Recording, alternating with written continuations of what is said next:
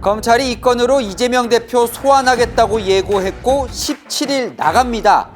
백현동 사건이요.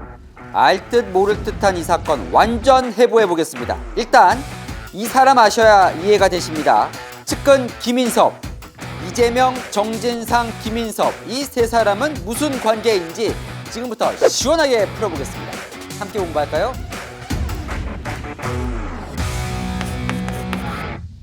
안녕하세요. 동행가 뉴스터디 동정민 앵커입니다. 자, 이재명 민주당 대표 사법 리스크가 다시 떠오르고 있습니다.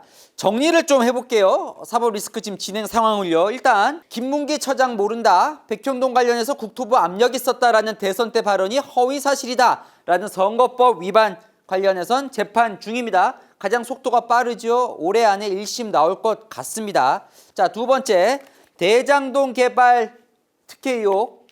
여전히 이거 역시 재판 중입니다. 자, 그런데 세 번째, 이것 다음에 어떤 혐의로 소환될까라는 게 관심이었는데 검찰이 이 혐의를 들고 나왔습니다. 백현동 개발 특혜 의혹. 자, 소환이 임박했습니다. 왜냐? 이미 소환 날짜가 나왔어요.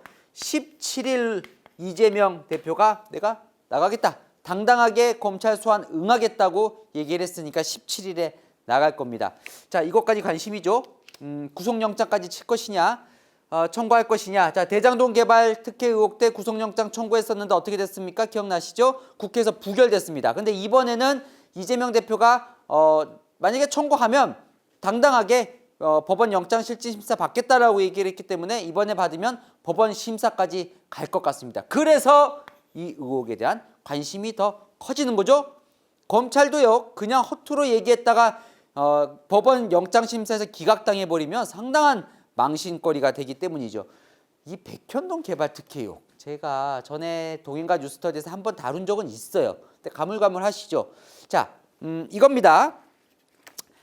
백현동에 아파트가 하나 지어졌는데 이 아파트가 원래는 지어질 수 없는 땅이었는데 이재명 성남시장 시절 개발 용도를 4단계나 지을 수 있게 요렇게 이재명 시장 사인이 들어간 문서로 허가를 해줬다. 요것이 특혜다라는 의혹, 요거 전달해 드렸는데 이때만 해도요, 그게 안 나왔어요. 왜?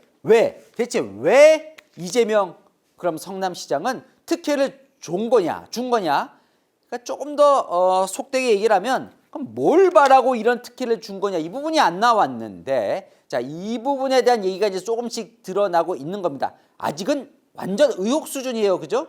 아직 검찰 소환도 안 됐으니까요. 자, 게다가 제가 전해드릴 때만 해도 이 사람에 대한 얘기가 거의 나오질 않았습니다. 김인섭. 자, 이 부분 이제 저희가 시작을 할 텐데요.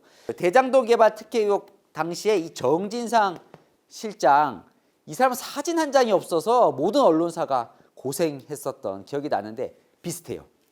아주 베일에 쌓여있는 인물입니다.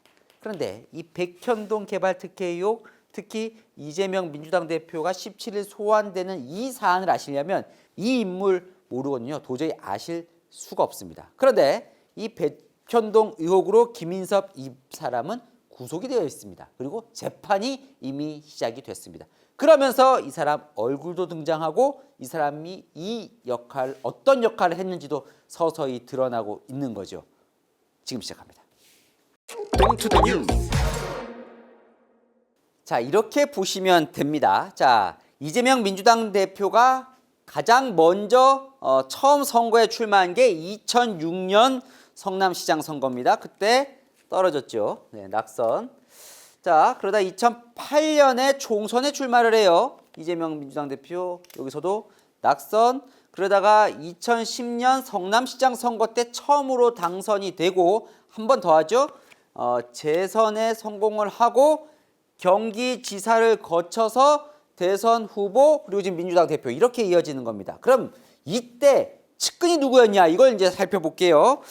떨어졌던 두 선거의 최측근이 바로 정진상 그리고 지금부터 잘 보셔야 할 김인섭이라는 사람입니다. 자, 2010년에 당선된 이후에 정진상 실장은 지금까지도 최측근으로 있지만 어느 순간 김인섭 씨가 사라집니다. 안 보여요. 그리고 그때부터는 누가 등장을 하죠?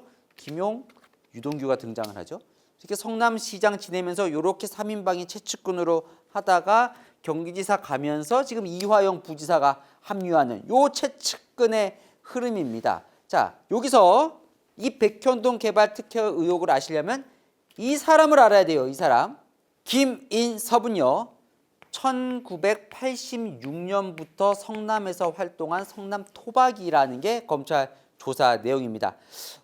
영어 학원도 했다고 하고요. 뭐 여러 식당도 했다고 하고 무슨 시민단체 활동도 하면서 이 지역에서 이 성남 지역에서 이제 발을 넓혀간 영향력 있는 지역 유지 정도의 역할이었던 것 같습니다. 자, 그러다가 이 김인섭 씨가요. 2002년 이 사람, 자, 이상락 이 사람이 2002년에 성남 도의원을 하고요. 2004년에 열린우리당으로 출마해서 성남 중원에서 국회의원이 됩니다. 돼요. 이 두 선거에서 공을 세운 게 바로 이 김인섭이라는 사람입니다. 제가 선거 캠프에 합류를 해서 이 이상락 의원을 당선시킨 주역인 거예요. 자, 이 즈음부터 김인섭, 이재명, 정진상 이 세 사람이 친해지기 시작합니다. 시민단체에서 만났던 것으로 검찰은 수사를 했는데 이 세 사람이 친해지면서요. 자, 친해지면서 이재명 대표가 요 2006년 첫 선거에 나서면서 도움을 요청합니다. 누구에게? 김인섭에게. 그래서 당시 2006년 성남시장 선거에 김인섭 선거대책본부장 그리고 그 밑에서 정진상 실장이 자원봉사를 합니다. 누가 위에요? 선거대책본부장이 위잖아요. 그러니까 이때는 오히려 김인섭 씨가 더 최측근이었던 거예요. 정진상 실장은요 김인섭의 지시를 흔히 말하는 지시를 받아서 기자회견 준비 같은 거를 했다고 합니다. 그런데 떨어지죠. 자, 그런 다음에 2008년 총선에 다시 출마하거든요. 이때 또 이재명 대표가 김인섭 씨에게 요청을 합니다. 당시에요 어디에 출마를 하냐면 성남 중원구 국회의원을 처음에 출마를 해요. 자, 이 성남 중원구가 누구 지역구냐면 이상락 의원의 지역구입니다. 이상락 의원이 당선되자마자 학력 위조 혐의로 의원직을 상실해버려요. 그래서 이상락 의원 선거를 김인섭 씨가 도왔잖아요. 그러니까 같은 지역구를 물려받아서 성남 중원구에 이재명 성남시장이 출마를 하는데 경선에서 떨어져요. 그랬더니 김인섭 씨가요. 그 옆에 성남 이거 경선 탈락합니다. 그래서 성남 분당갑으로 가자 그래요. 그래서 성남 분당갑 그러니까 똑같은 2008년 선거에 지역구로 옮겨서 한 번 더 출마를 하는 거예요. 성남 분당갑에 가서 전략공천을 받아요. 그런데 결국 떨어집니다. 이때 선거 캠프 사무장을 누가 하느냐? 김인섭 씨가 합니다. 이때까지도 최측근이었던 거예요. 그죠? 그래서 이때도 정진상 실장이 같이 캠프에서 활동을 하는 거죠. 자, 이렇게 2008년 선거에 떨어지고 둘 관계가 끝난 게 아니에요. 자, 검찰 수사에 따르면 여기에 성남 분당갑 지역위원장, 그러니까 국회의원 떨어지면 이제 그 지역의 민주당 지역위원장이죠. 이재명 지역위원장, 김인섭 지역 부위원장을 맡아서 함께 활동을 했다는 거예요. 자, 여기까지는 최측근 맞죠? 그런데 이재명 민주당 대표 대선 때 뭐라고 얘기를 했었죠? 김인섭과 이제는 연락을 안 한다. 그러니까 요때도 측근이 아니었다. 이렇게는 얘기를 안 합니다. 이재명 민주당 대표도. 그런데 연락을 전혀 안 했고 관계가 끊긴 지 10년이 됐다. 10년이 됐다. 정말 10년이 됐을까? 실제로 여기 2010년 성남시장 선거 이후에 이 김인섭 씨가 이재명 민주당 대표 주변에서 보이지를 않습니다. 그래서 계속 의문이 있었던 거예요. 백현동 개발 특혜 의혹은 2014년 일이거든요. 그럼 이게 김인섭, 이재명 대체 어떻게 엮이는 거냐? 자, 검찰은요. 겉으로 보이지는 않았지만 2010년 이후에 관계가 끊어진 게 아니다라는 게 검찰 수사 내용입니다. 그 이후의 관계를 알아보겠습니다.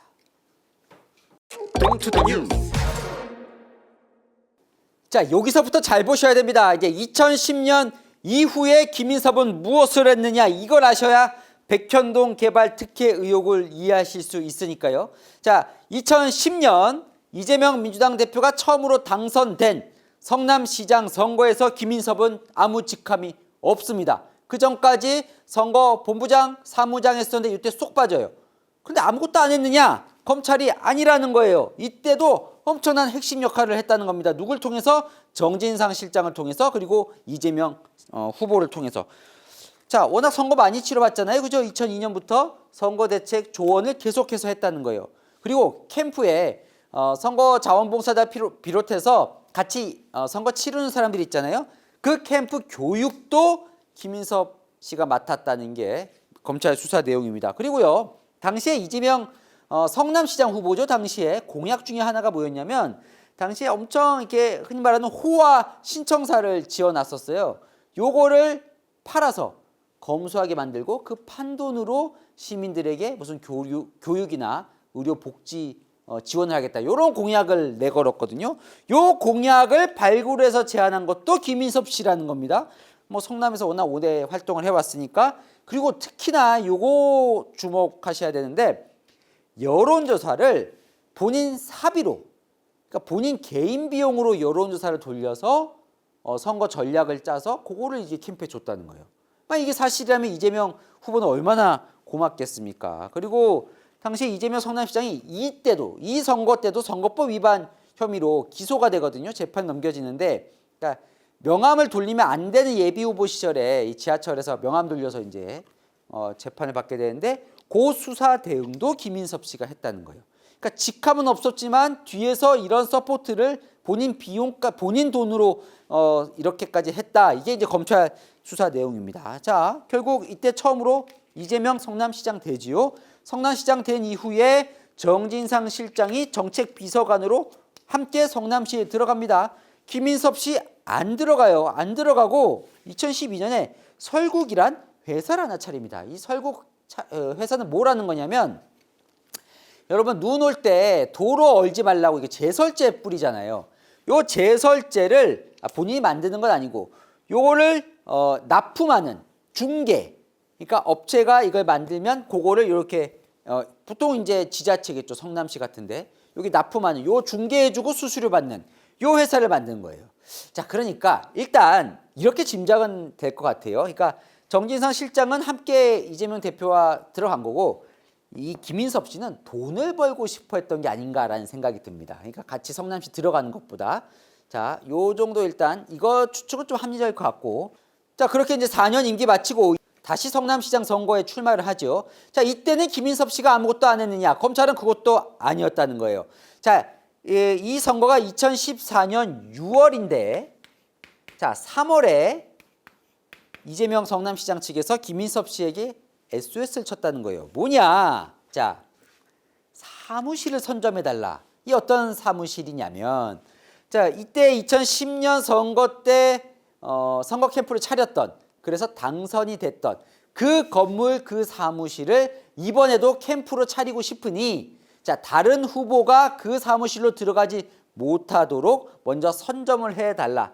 자, 보면 포스도 똑같죠. 결국은 이때 이제 3월에 부탁을 하는데 5월에 이재명 후보가 진짜 여기에 캠프 사무소 차리거든요.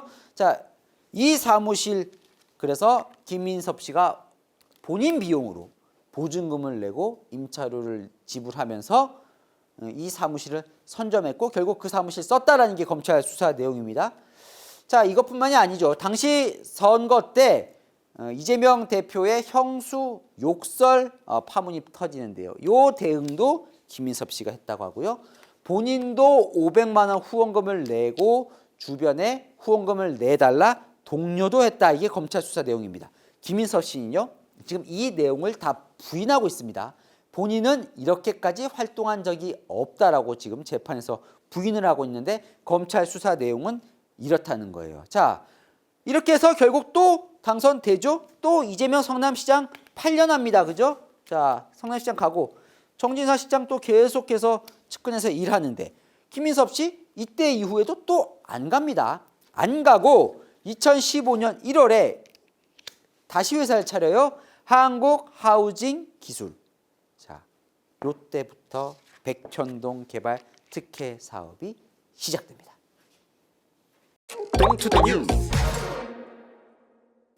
자, 이재명 성남시장 따라서 성남시로 들어간 정진상 실장과 달리 김인섭 씨는 그럼 무엇을 했느냐? 제목이 이렇죠.